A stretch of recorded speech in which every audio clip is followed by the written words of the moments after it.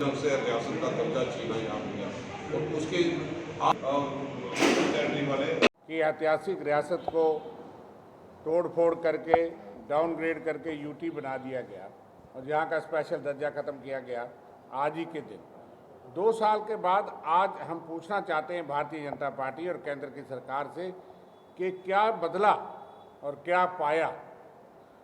वो केंद्र सरकार और भारतीय जनता पार्टी बता दें। उस वक्त कहा गया था कि आतंकवाद की जड़ 370 है। 370 के टूटने के बाद क्या आतंकवाद खत्म हो गया, अलगाववाद खत्म हो गया। जम्मू में भी आज आतंकवादी और ड्रोन हमले दिख रहे हैं। आतंकवादी और आतंकवाद उसी चरम सीमा पे है। दूसरी बात, प्रधानमंत्री जी कहते हैं कि दिल्ली और कश्मीर की दूरी को कम करना है। क्या इस कदम से आपने दिल्ली और कश्मीर की दूरी को कम कर दिया या बढ़ाया? आपने दिल और दिल्ली की दूरी को बढ़ाया या कम किया? क्यों? अगर कम किया होता कि लोग खुशी मनाते तो आज आप स्टेट का दर्जा बहाल करते। पहले तो स्टेट को तोड़ना ही एक ऐतिहासिक ब्लंडर था। जिसको ये ऐतिहासिक कदम बताते हैं उसको हम ऐतिहासिक ब्लंडर बताएंगे कि आपने स्टेट हुड को तोड़ा, 175 साल स्टेट को, डोगरा पहचान को ख़त्म किया और आज आपको हालत नहीं मिल रही कि आप स्टेट के दर्जे को बहाल करें। इससे पता लगता है कि आपकी विफलता है।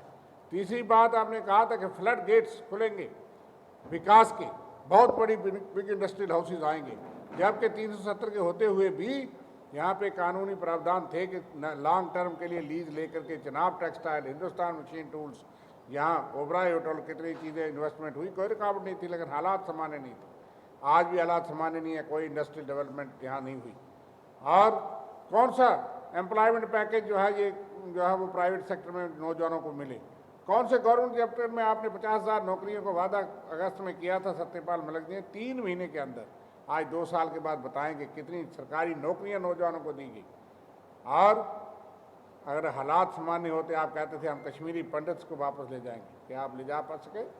इसलिए आपने दिल्ली और कश्मीर की दूरी को बढ़ाया, दिल्ली और दिल की दूरी को बढ़ाया। आपने जम्मू में भी लोगों में रोष किया कि हमने अपनी पहचान खो दी।